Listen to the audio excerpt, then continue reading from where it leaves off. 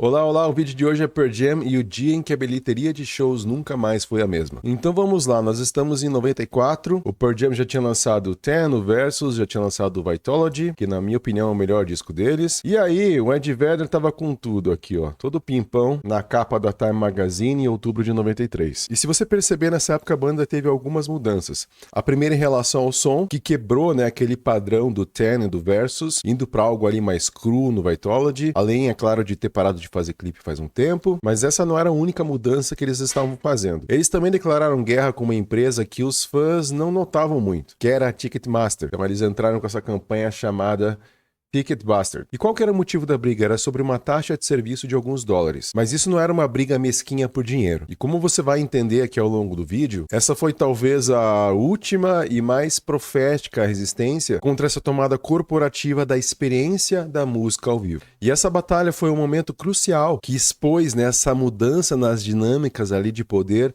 da indústria musical e que vai se perpetuar até os dias de hoje. Você acha que paga caro em shows hoje? Mas pra gente entender a história, a gente precisa voltar lá para o passado. Então aqui a gente tem a foto do Woodstock, que ocorreu em 69, mas basicamente entre 60 e 70, a indústria de shows era basicamente uma mapa de feudos regionais, e cada um deles era governado por promotores bastante poderosos. Então a gente vai ter o Bill Graham em São Francisco, vamos ter também o Alex Cook em Atlanta, e também vamos ter esse cara aqui chamado Jerry Weintraub, de uma empresa chamada Concerts West. Então esses caras, eles eram os guardiões ali dos portões. Eles construíam a relação de confiança com os artistas, reservavam casas de show e iam assumir todo esse risco financeiro dos eventos também. Esse aqui, o Bill Graham em particular, era considerado aí uma lenda, porque ele conseguia trazer uma organização bem meticulosa, ele garantia um bom som, ele garantia uma boa pontualidade nos shows também, e foi ele que fez essa transição de não apenas organizar shows, mas trabalhar nesse conceito de rock teatro, ou seja, essa experiência imersiva que transformou a forma que o público começou a ver a música ao vivo. Então assim, o sistema acontecia com base na reputação e também com base nos relacionamentos pessoais. E se uma banda fazia uma turnê nacional, era porque acontecia uma série de acordos com promotores separados em vários lugares dos Estados Unidos. E antes desse esquema de bilheteria centralizada que temos hoje, comprar um ingresso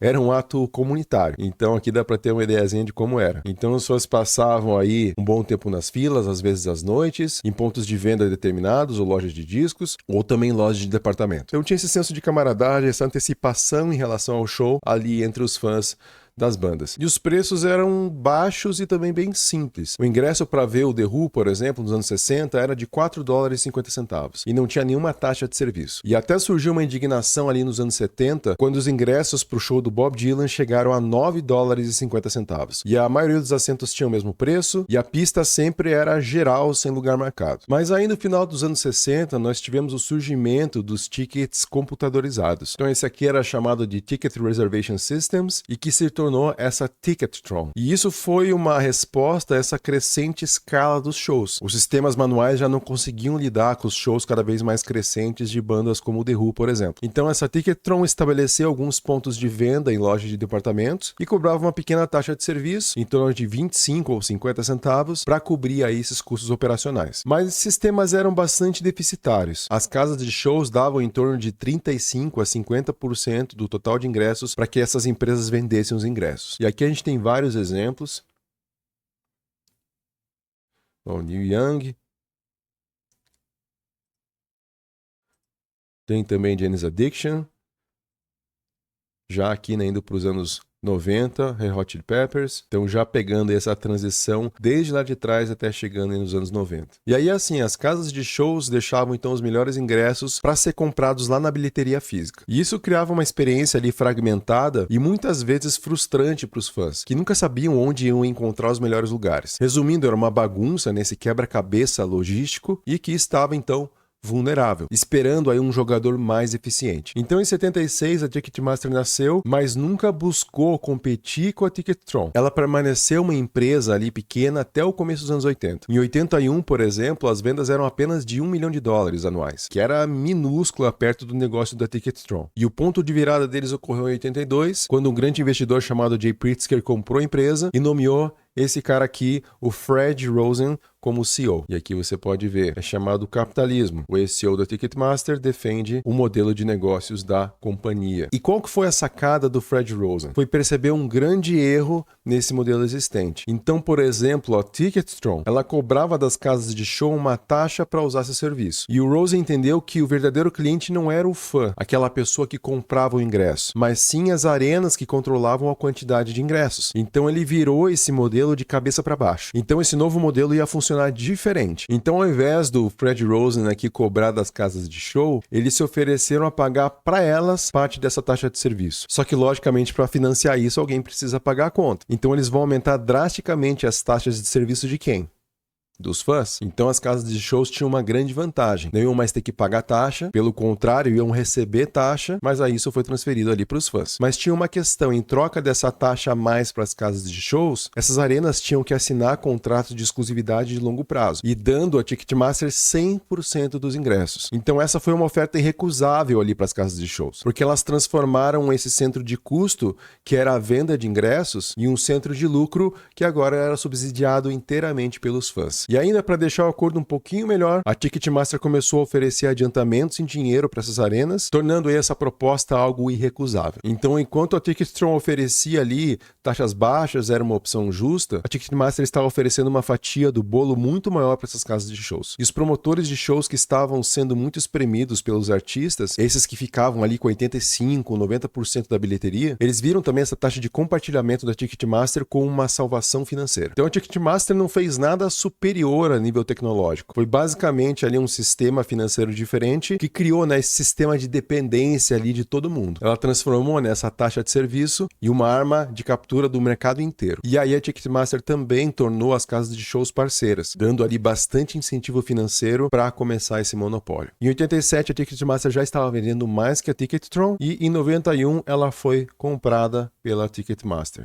E aí esse monopólio se tornou completo. Então aqui tem um dado legal. Em 94, Los Angeles, quem usou o serviço de telefone do Ticketmaster para comprar um show de $18,50 para o Stone Temple Pilots, que era a cadeira mais cara, pagava $8,25 em taxas adicionais. E ali no auge da fama, entre os álbuns Versus e Vitalogy, o Pearl Jam resolveu se rebelar contra a indústria. Então eles decidiram parar de fazer clipe, decidiram parar de fazer entrevista e também queriam deixar os seus ingressos mais acessíveis ali para a base de fãs, que é, na sua grande maioria, da classe trabalhadora. E aí, para a turnê de 94 deles, eles estabeleceram um teto de $18 no preço dos ingressos e exigiram que a Ticketmaster não passasse 10% desse valor nessa cobrança de taxas, ou seja, $1,80. E é claro que a Ticketmaster, que já cobrava entre $4 a $8 na taxa dos ingressos, recusou. E aí, esse jornalista investigativo Chuck Phillips fez uma série jornalística ali pelo Los Angeles Times, expondo, né, como a Ticketmaster estava abusando ali dos fãs do Pearl Jam. E esse conflito aqui começou com uma disputa sobre as taxas aí para shows de caridade em Chicago, onde as cobranças da empresa acabaram consumindo grande parte dos lucros que iam ser doados para caridade. Então, para a banda, isso foi a gota da água. Então, em maio de 94, o Pearl Jam protocolou um memorando para o Departamento de Justiça dos Estados Unidos,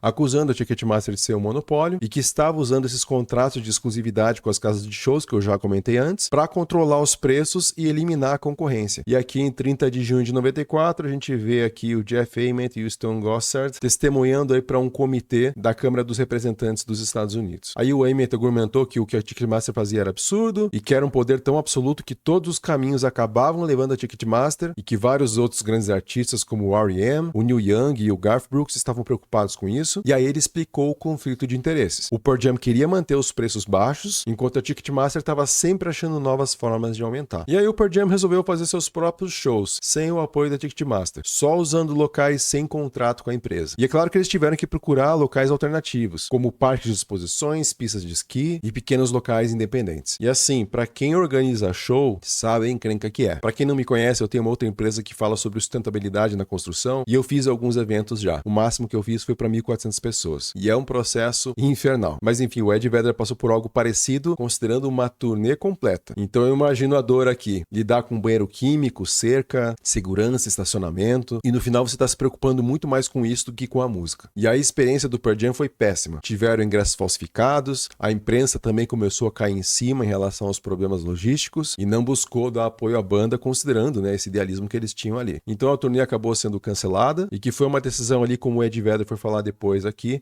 que roubou um pouco do idealismo deles. Eles disseram que isso foi proposital, mas eu acho que não, que era demonstrar que a Ticketmaster era algo inescapável. E ao tentarem escapar desse sistema, eles conseguiram provar esse ponto. Então essa derrota deles foi essa comprovação pública do poder do sistema. E aqui em 95, dia 5 de julho, nós temos a desistência do Departamento de Justiça dos Estados Unidos, encerrando as investigações aí contra a Ticketmaster. Então nenhuma razão oficial foi dada, só dizendo que está fechando aqui a investigação antitrust. E aí alguns relatórios investigativos que ocorreram depois vão demonstrar algumas razões bem sinistras para esse abandono, como a relação ali de lobistas da Ticketmaster junto com o Departamento de Justiça americano. E quem poderia imaginar? E aí o Pearl Jam não teve o que fazer.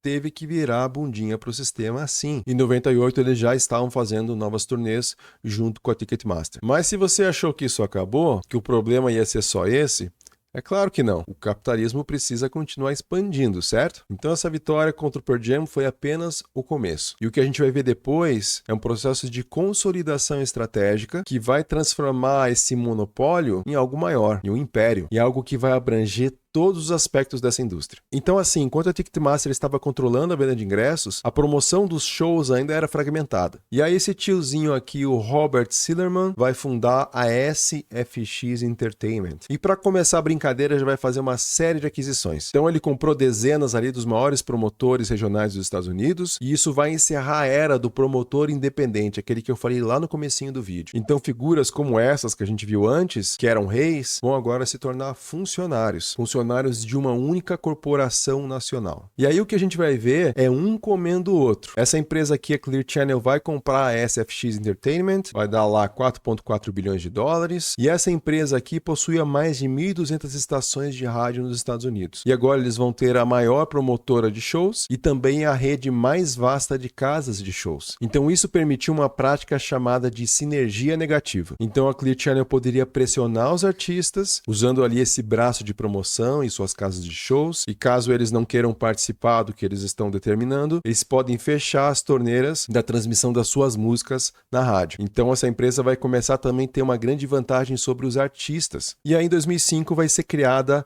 a Live Nation, por um desmembramento da Clear Channel dessa divisão de entretenimento deles. Então agora eles eram a maior promotora de shows do mundo e também a maior operadora de casas de shows do mundo. E por anos a Live Nation vai ser a maior cliente da Ticketmaster. E aí em 2007 ocorreu uma briga. A Live Nation falou que não ia renovar o contrato com a Ticketmaster, que eles iam começar a fazer um próprio serviço de bilheteria, e foi a maior ameaça ali para a Ticketmaster em décadas. Só que ao invés de competir, eles resolveram se fundir. E aí se batizaram de Live Nation Entertainment. Antes era só Live Nation. E aí o Bruce Springsteen vai reclamar, vai dizer que isso era um quase monopólio, que na verdade era monopólio faz tempo, e que apesar da oposição, em 2010 o Departamento Oficial de Justiça americano vai aprovar essa fusão com condições ali ridículas, forçando a Ticketmaster a vender uma empresa menorzinha ali que eles tinham, chamada Passiolan, e também licenciar um software para um concorrente por um tempo determinado. Medidas ali ridículas que era só para dizer que estava fazendo alguma coisa. Então essa fusão não foi apenas uma união de duas empresas, ela foi esse ponto final lógico de décadas e décadas de consolidação. Então ela combinou esse monopólio da Ticketmaster na bilheteria, com esse monopólio da Live Nation em promoções, nas casas de shows, no gerenciamento dos artistas, e aí isso vai esmagar qualquer chance de concorrência real. E esse aqui é um grande exemplo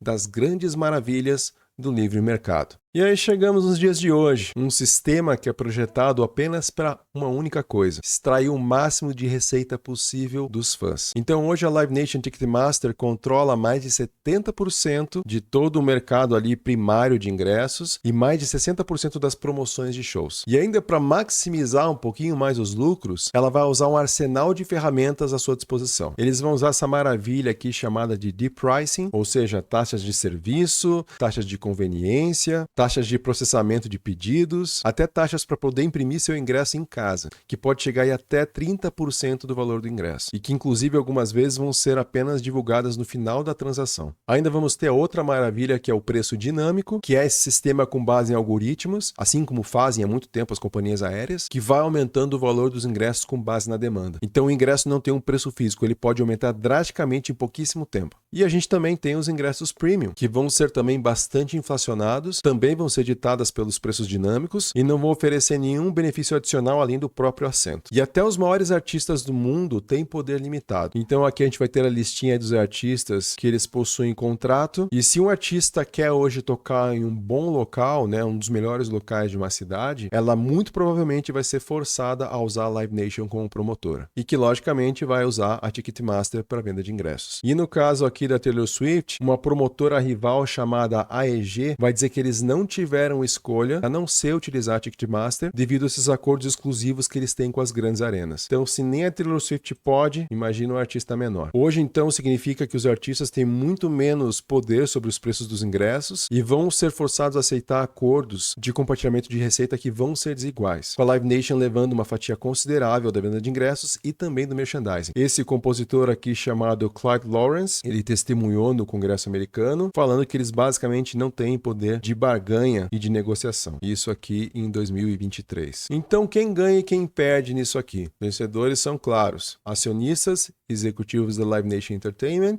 cujas receitas e lucros dispararam, e os perdedores somos nós, os fãs, que vão pagar preços inflacionados para uma experiência muitas vezes ruim e sem alternativa. Os artistas emergentes também não vão ter espaço nenhum, vão ser exprimidos, né, por um sistema que já possui grandes nomes bem estabelecidos em todo esse ecossistema da Live Nation, e as casas de shows independentes também vão sofrer, pois eles não conseguem competir e enfrentam retaliação também, caso escolham um serviço de bilheteria aí rival. Então a venda de ingressos hoje virou uma caixa preta, onde uns vão culpar a grande demanda de um show pelo alto valor de ingresso, mas quando tem todo esse sistema com preço dinâmico, de pricing, que vai deixar o fã confuso e também impotente. Ok, falamos muito de Estados Unidos e no Brasil, mas antes, não esquece aqui de apertar joinha, se inscrever no canal e deixa aí de 0 a 10 o seu nível de indignação com o que você está ouvindo aqui nesse conteúdo. Então vamos lá, Brasil. Aqui a Live Nation Ticketmaster já tem uma presença bem estabelecida, com ingressos vendidos em grandes festivais como o Rock in Rio, o The Town, Lollapalooza, e a gente vai ter também uma empresa alemã concorrente chamada Eventim. A gente também tem algumas gigantes locais como a Tickets for Fun, também chamada aí como T4F, que dominaram historicamente esse mercado e que agora estão começando a enfrentar a concorrência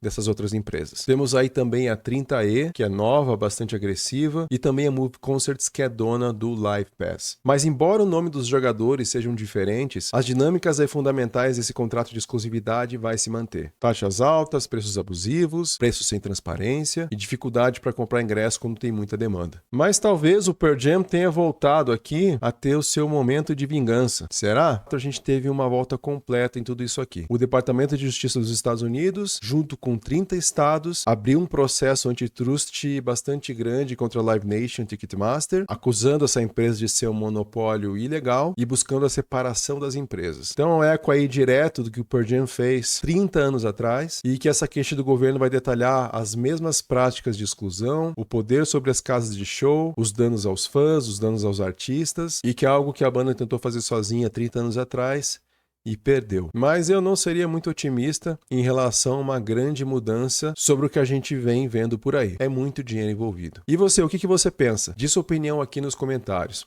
Eu espero que você tenha gostado desse vídeo. Aperte joinha, se inscreve no canal, dá esse apoio aqui para esse projeto que eu estou iniciando aqui no YouTube. E espero que você tenha gostado do conteúdo. Um grande abraço e até o próximo vídeo.